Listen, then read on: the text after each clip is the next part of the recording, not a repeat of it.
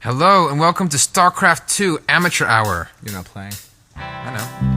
I don't care. Oh, I thought you pressed play. Yeah, I started again. Hello and welcome to Starcraft 2 Amateur Hour. Hi. Hi. Hi.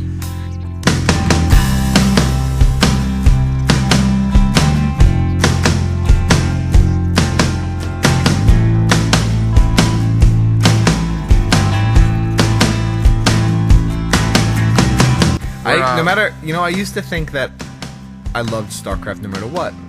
Whether it was Brood War or StarCraft 2. But now, with StarCraft 2 on low graphic settings, you don't think you like it so much anymore? No. Now I know that I hate StarCraft. Really? Brood War. Seriously? I hate it. We were playing StarCraft Brood War today because the Battle.net servers were all down. Yeah. Right? And also the new patch blocks you out of watching older replays. Yay. Yeah. And so we decided to play StarCraft 1, and it made me so angry. Yeah, it was the first time we've played StarCraft 1 in 4 months now.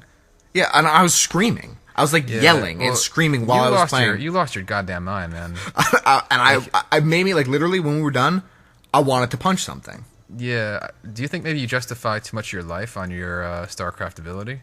I don't know. I don't think that's it. I think it's just I think it's my OCD. I was getting frustrated from not my stuff not doing what I wanted it to do.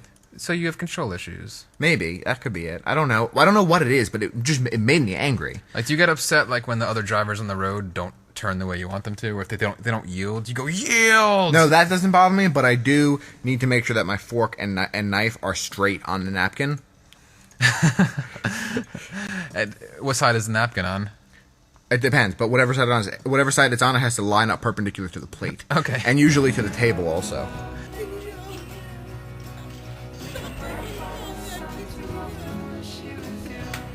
So what we wanted to do today, because Battle.net's been all screwed up, is we decided let's go back in time to 1700. A retrospective, StarCraft Amateur Hour retrospective. We're gonna pretend it's 1700, and if we gave Columbus StarCraft, what he would do.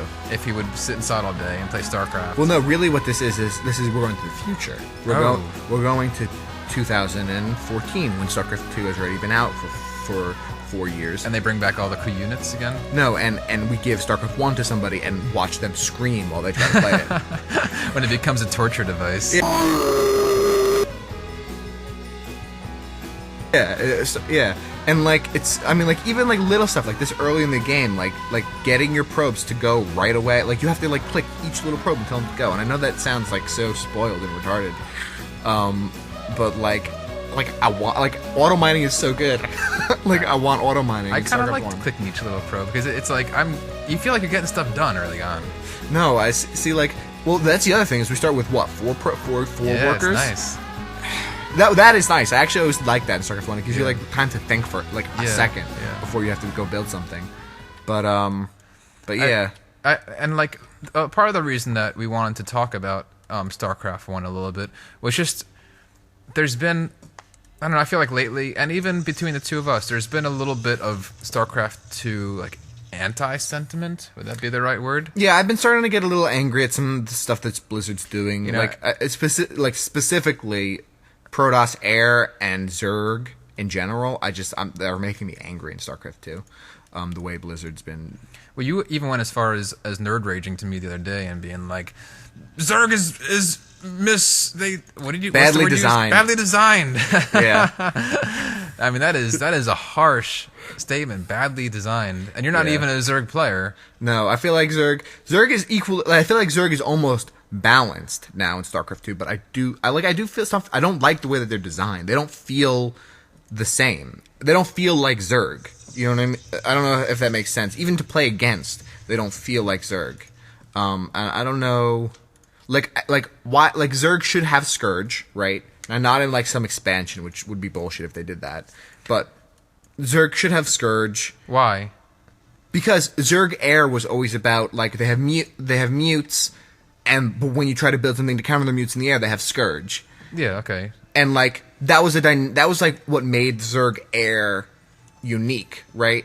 And then we had, I guess Protoss, you had Corsairs, which then you had this awesome battle where you had these Corsairs with Splash, which just owned mutes. Yeah. Once you got your Scourge out, then there was this big the whole very intense micro battle. right, and it's making me feel like in StarCraft 2, one of the ways that they're balancing, like, okay, this is like a sort of a complicated point, and I'm not bashing anything in StarCraft 2, believe me, because I love it, but I feel like they're balancing things a little bit by cutting down on the power level of things rather than making it dynamic. And what I mean when I say that is, like, in StarCraft 1, if I got a Reaver into your base, I could kill all of your drones in like 2 shots, right? But in order to get a Reaver into your base, I needed to put it into a shuttle and have really good micro with the shuttle, and I had to get it there, and you could kill it so easily just by having like 2 Hydras or even a Scourge, right? Okay. But the reward, it was dynamic, but extremely powerful. Yeah. Right? Whereas if I drop a Colossus in your base, it's got to shoot twice, and honestly, if you're paying attention even remotely the same as in StarCraft 1, all your drones are going to be out of there. Like, the Colossus won't do anything. The thing is, it's an interesting balance, because you're dealing with, it almost comes back to the point that we were talking about off the bat of splitting your drones. Yeah.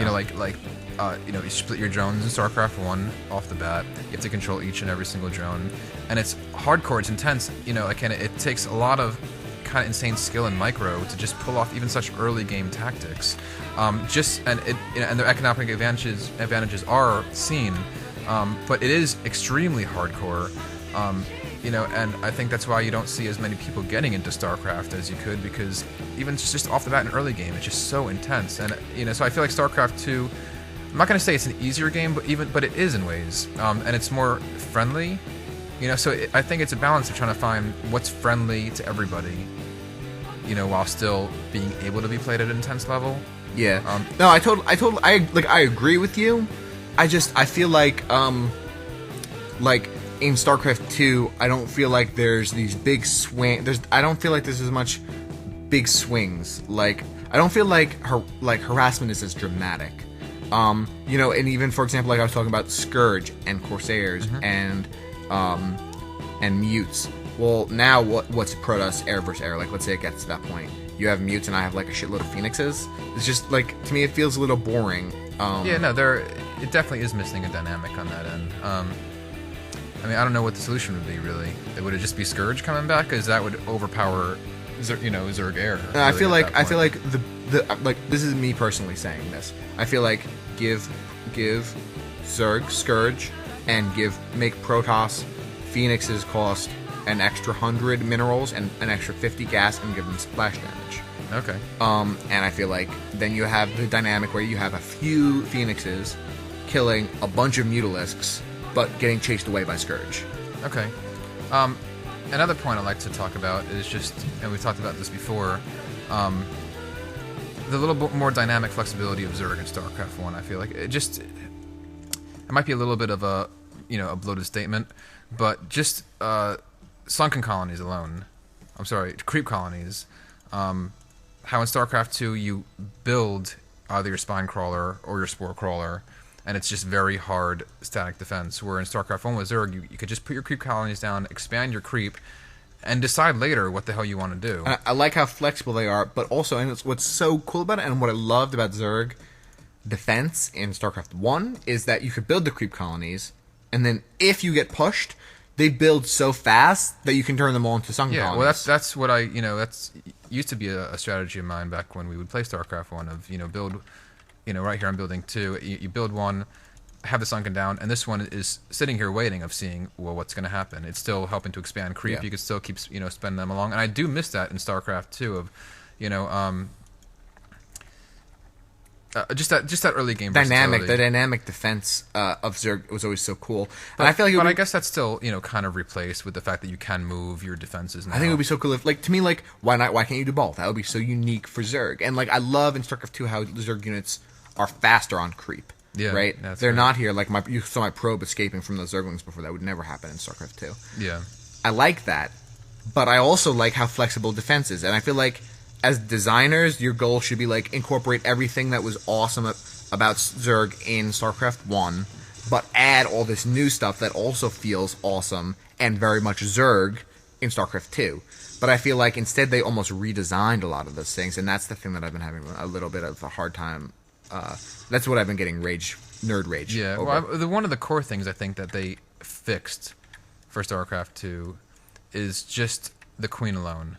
You know, the Queen changes the Queen makes Zerg actually fun to play. It changes it from having to be a pure macro build up so many bases economic game to a little bit more like kind of lean and mean feeling. Yeah. You know, where just going back to StarCraft 1, it was just like I have a base and now I got a lot of minerals growing up, so I'm waiting for my Queen to pop.